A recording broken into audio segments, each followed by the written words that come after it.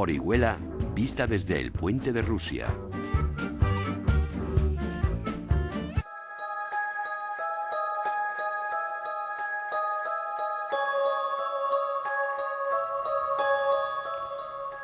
Hubo un tiempo en el que las ciudades quedaban desiertas al ponerse el sol. La vida se detenía al oscurecer y las tinieblas se adueñaban de las calles. Es difícil imaginar lo que podía ser caminar en la oscuridad por vías sin asfalto, con acequias abiertas y posibles maleantes acechando en la sombra. Hoy vamos a hablar de cuando en Orihuela se hizo la luz.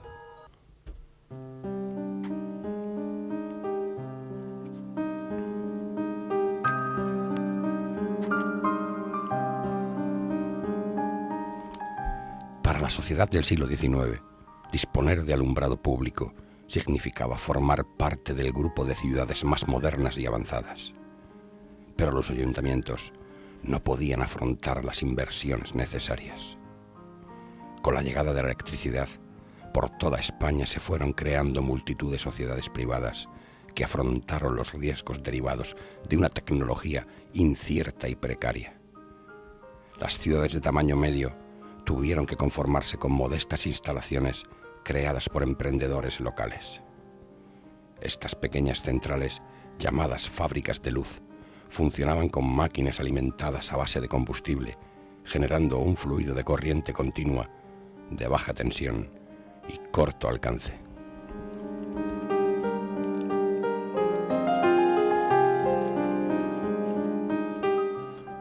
La primera eléctrica oriolana se creó en la primavera de 1893. El 23 de marzo, ante el notario Pedro Turón Lozano, formalizaron la escritura de una nueva sociedad mercantil llamada La Luz, dotada con un capital social de 100.000 pesetas. Su fundamento era la producción de electricidad para alimentar el alumbrado público y particular de Orihuela. Y su primer objetivo, la búsqueda de un sitio apartado y a la vez cercano para instalar un molesto edificio con ruidosos generadores y una gran chimenea que expulsaba los gases que producían. Lo encontraron en el barrio de San Antón.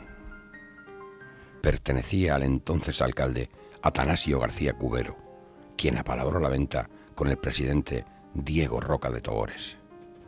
Se trataba de una finca urbana compuesta por 2 casas y un trozo de terreno inculto situada en el camino de San Antón, lindando con el fuerte de San Fernando y con el huerto del Colegio de Santo Domingo.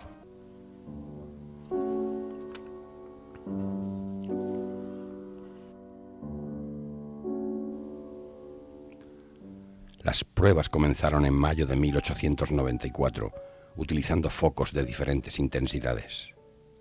Comprobado el brillante resultado, el obispo Juan Maura bendijo las instalaciones y bautizó las máquinas con los nombres de María de Monserrate y Roca de Togores. Su puesta en marcha fue desastrosa. Durante todo el verano se sucedieron las quejas por incumplimiento del contrato. El fluido era escaso, faltaban guías. En las calles estrechas habían reducido la potencia de las lámparas y, para colmo, a la 1 de la madrugada, Orihuela quedaba totalmente a oscuras.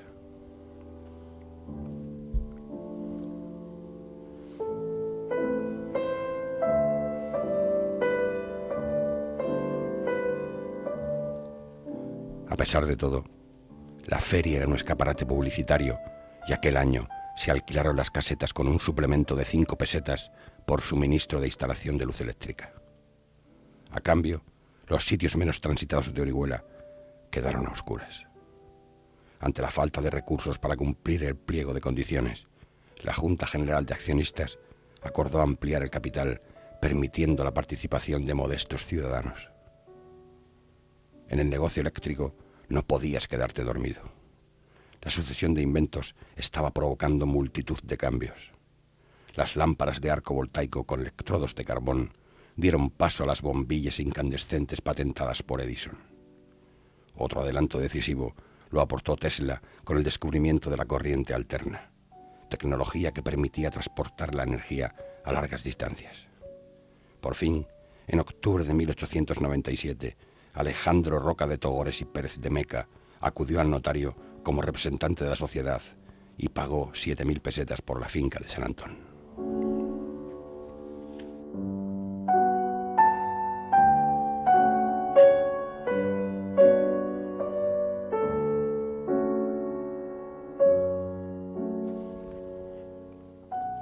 En sus inicios, la lista de usuarios particulares era demasiado exclusiva. Solo algunos comerciantes y ciertas familias acomodadas podían permitirse pagar por iluminar su negocio o vivienda. Pero llegó el cambio de siglo y el uso de la electricidad en domicilio se popularizó, aumentando la cartera de clientes. Aún así, la mercantil oriolana no levantaba cabeza. El gasto en consumo de combustible para alimentar las máquinas superaba el importe de las cuotas abonadas por los usuarios. Tras una investigación interna, el director técnico dictaminó que la causa de este déficit era el hurto de fluido. Hay que decir que la empresa oriolana no utilizaba contadores. El consumidor concertaba un pago fijo en función del número y potencia de las bombillas contratadas. Esto favorecía la picaresca de muchos abonados que intercalaban varias lámparas de uso gratuito usando alfileres y trocitos de alambre. La única solución pasaba por modificar los contratos, sustituir el recibo de luz fija por el pago condicionado a un contador. El problema: cómo comprar los contadores con las arcas vacías.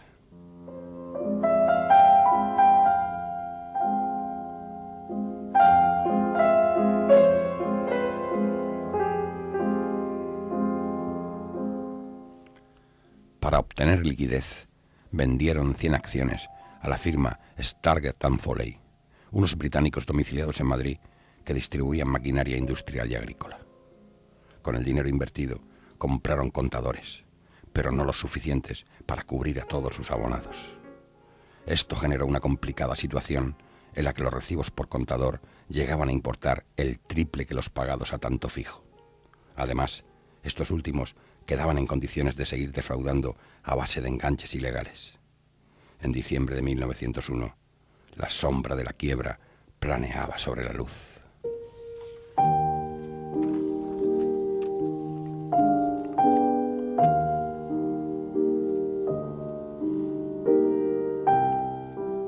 La visita del señor Stargett, prometiendo enviar los contadores necesarios antes de abril, tranquilizó a la junta directiva, pero no a los pequeños accionistas. Era de dominio público que estaban a punto de comenzar las obras de una nueva central que ofrecería un moderno alumbrado eléctrico de sol a sol. En noviembre de ese mismo año 1901, el acaudalado empresario Pío Guandosel había comprado un lote de 16 fincas entre Orihuela y Murcia. Una de ellas, llamada Molino de la Ciudad, incluía un viejo molino harinero de cereales y pimentón con 6 ruedas motrices, 6 muelas y, lo más importante, un hermoso salto de agua. Ya hemos hablado de Tesla y del transporte de fluido con la corriente alterna. Su descubrimiento permitía explotar los recursos hidráulicos situados a cierta distancia del núcleo urbano. Poseer un salto de agua suponía una clara ventaja para competir en el mercado eléctrico con una fuente de energía gratuita. Por toda España, las viejas piedras de moler fueron sustituidas por turbinas que convertían los molinos en fábricas de luz. Y Orihuela no fue diferente.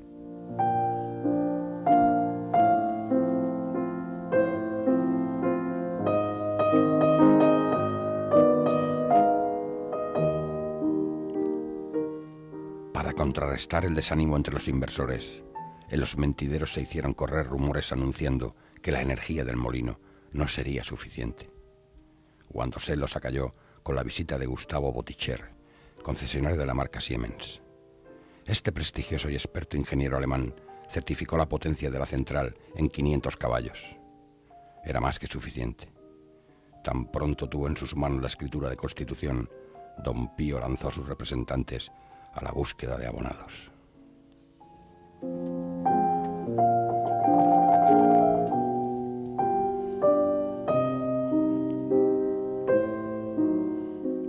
Mientras tanto, en la Junta General Ordinaria, los accionistas de la luz estaban desesperados y querían destituir a su directiva. A esas alturas, tenían claro que la puesta en marcha del molino de la ciudad acabaría con toda esperanza de recuperación. Aquel año 1902 comenzaron las obras del molino y duraron 3 años. Aprovechando la situación y para eliminar la competencia, Pío Wandosel hizo una oferta de compra por todas las acciones de la luz, pero no consiguió llegar a un acuerdo con los ingleses y anunció públicamente que competiría hasta aniquilarlos. Para evitar enemistarse con sus futuros clientes, mantuvo su oferta de compra a precio razonable por todas las acciones de modestos inversores oriolanos. En 1908, la fábrica eléctrica Molino de la Ciudad se anunciaba en las guías Arco con todos los aparatos y adelantos modernos.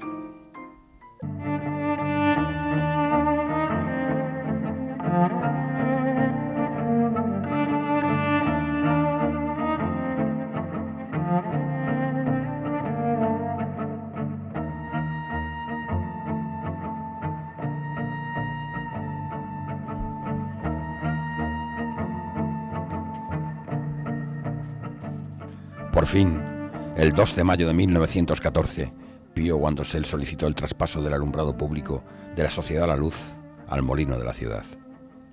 El ayuntamiento, encabezado en esos momentos por su hijo Adolfo, exigió garantías de que la sequía de verano o las posibles inundaciones no iban a cortar el suministro. José Ferrer Fuster, mecánico y constructor de maquinaria, certificó que disponían de 2 motores de gas, suficiente para solucionar las emergencias. Y el traspaso le fue concedido. Era el final de la luz.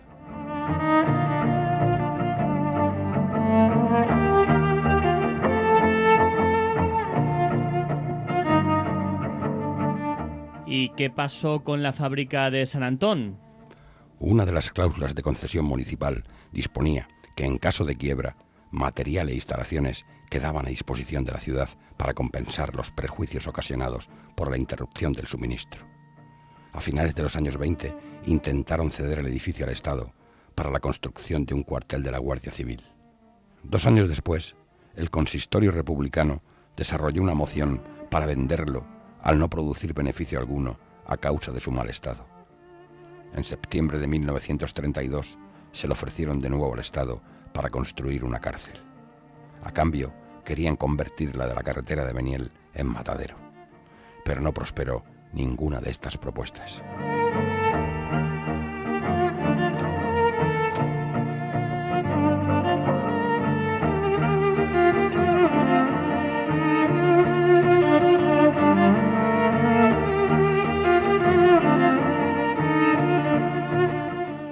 En la primavera de 1937, ya en plena guerra civil, el edificio salió a subasta valorado en 5.000 pesetas. Solo concurrió un postor llamado Pascual Soriano Ellín, quien se hizo con la propiedad por la cantidad de 5.000 pesetas con 50 céntimos. Finalizada la contienda, el consistorio falangista anuló la subasta alegando defecto de forma. Pascual Soriano, último alcalde republicano, había huido en el Stambrook y fue declarado en paradero desconocido. De esta forma, la propiedad volvió a manos del ayuntamiento, pero seguía siendo un problema. El rector de Santo Domingo reclamaba la demolición de las obras realizadas por los Rojos en la antigua fábrica de la luz, obras que invadían el huerto del colegio colindante con el edificio. When the night is come and the land is dark and the moon is the only light we'll see.